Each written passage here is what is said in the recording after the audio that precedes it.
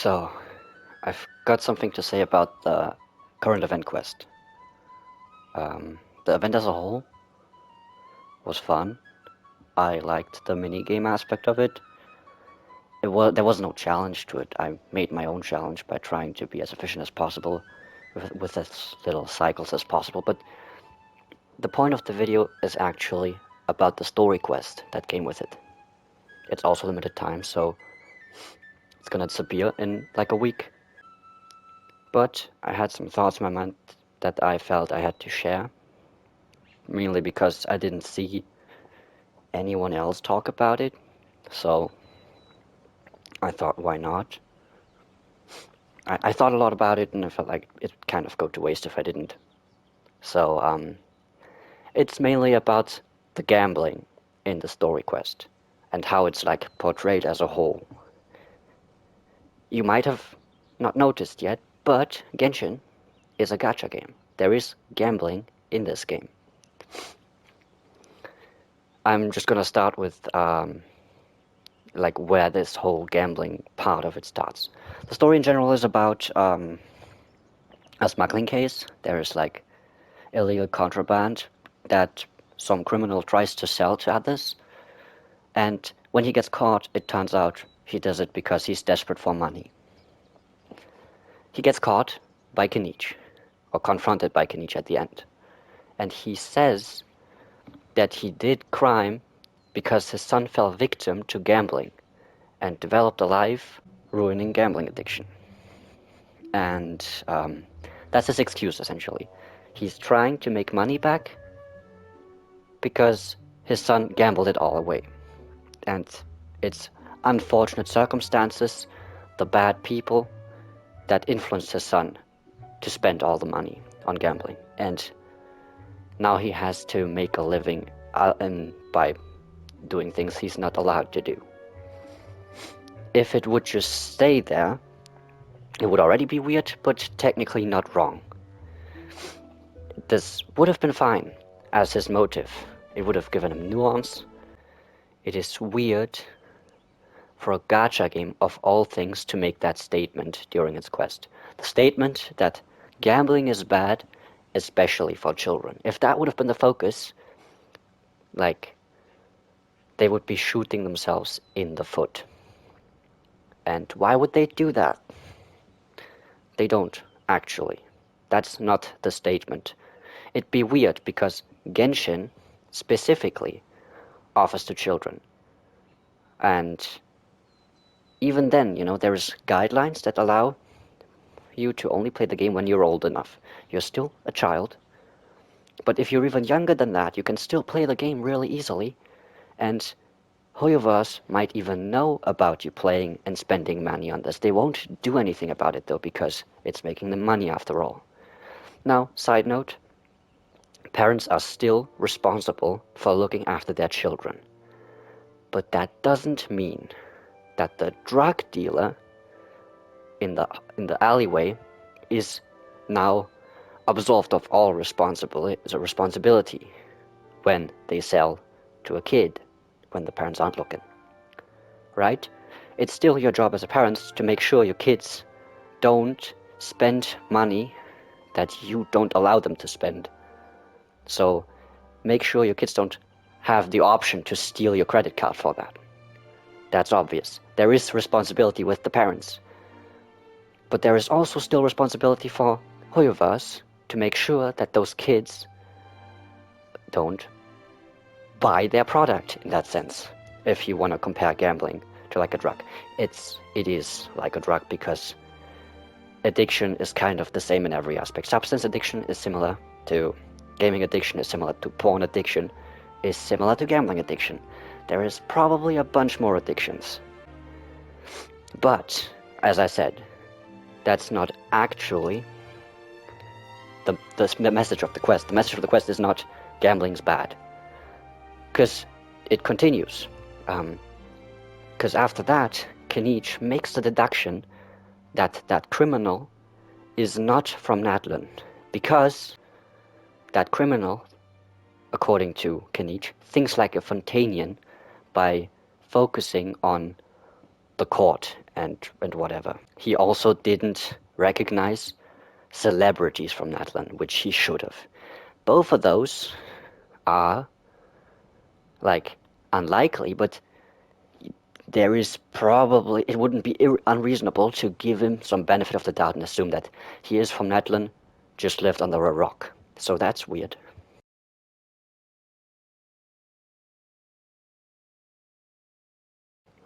But Kinich combines that with his past experiences, as he later elaborates, because he had a father that was a gambler, and he probably experienced some bad stuff as a result of his father's irresponsible gambling habits. That's not being elaborated on, and I'm not gonna deny that this can do some serious harm to a person. And that's probably important to also add here. Addiction is a mental illness. And mental illness does not absolve you of your own responsibility, but it serves as an explanation for abnormalities that you might have. Like, something's kind of harder for you than it is for others. It serves to explain it. It serves to give it some understanding. Not only you can understand yourself better, but others can also understand what's wrong with you in that sense. Wrong might be the wrong word to use here, but in the sense of gambling, it is very much kind of just objectively worse if you are addicted to literally anything, and that includes gambling. So Ganesha's father is still to blame for whatever's gone wrong in his childhood. And what Kenichi does in this moment is assume things about this criminal. He is not from Natlan, based on those observations he made. And because he lies about that, he must be the gambler himself and doesn't actually have a son that has issues with gambling. Because, due to his past experience, all gamblers are lying about everything. So effectively, Kinich turns out to be right about this. The game portrays this as the right thing to do, and it is a strength of his rather than a weakness, because it turns out that he was right about that.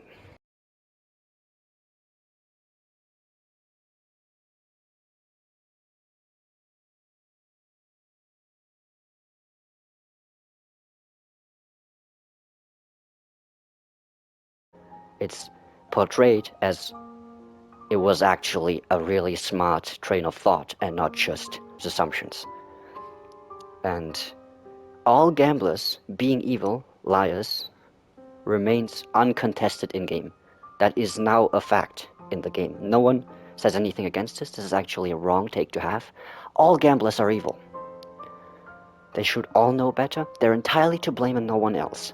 That is effectively the message when it comes to gamblers. He is the villain. He's also being bullied afterwards and made fun of by the other characters, for comedic purposes. And in the end, Hoyoverse chose to villainize gambling addicts. They are entirely responsible for getting themselves and others into trouble, and they deserve it. Hoyoverse chose to pretend like gambling addiction is not a mental illness like any other addiction, and people that hope to win by gambling do so out of malicious intent in order to try and bypass the struggles that everyone else has to face. And according to that is wrong, because common sense. That's literally what they say there. Hoyoverse chose to absolve themselves of their own responsibilities, as if it isn't also bad that they are preying on people's irresponsibilities and flaws in order to benefit from it. As I said earlier, mental illness does not absolve one of responsibility, but that doesn't mean the ones offering those services, gambling, are innocent. How can a gacha game be bad if even the worst variant of real-life gambling is also not to blame, and it's actually the gambler themselves who bears the entire burden of responsibility for this and deserves to be shunned for it. I wrote this as a script. I was trying to be dramatic. I definitely don't take it as seriously as I just stated. It's the first time ever writing a script for any video, and I was doing it for the fun of it. Personally, I don't struggle with any gambling, not even in Genshin. I play Genshin. I've spent some decent hours, but as you can see up here, wrong button, you couldn't see that anyway. As you can see here, I don't really spend money on this game. I do have Genesis crystals, I think. How many? A bunch. These are for skins, though. Exclusively for skins. I have not converted a single Genesis crystals into primos. I only play Genshin. It's the only gacha game of mine. And that aspect is of no concern to me. But I know it's to others. And, from my perspective, it's a non-issue. I don't take this as seriously. I'm just playing and planning my budgets out. I have problems with other aspects of the game that are addicting in like an unhealthy way. But nothing with gambling. But others might, and that's why it would interest me to like also maybe have some other perspectives from other people that are in different life situations and maybe have more experience with gambling and addictions and whatnot. This is just what I was thinking, and I thought it wouldn't hurt to share that. I thought Kinich was cool so far, but they chose to make him immature in order to push that narrative. And another thing I've noticed, they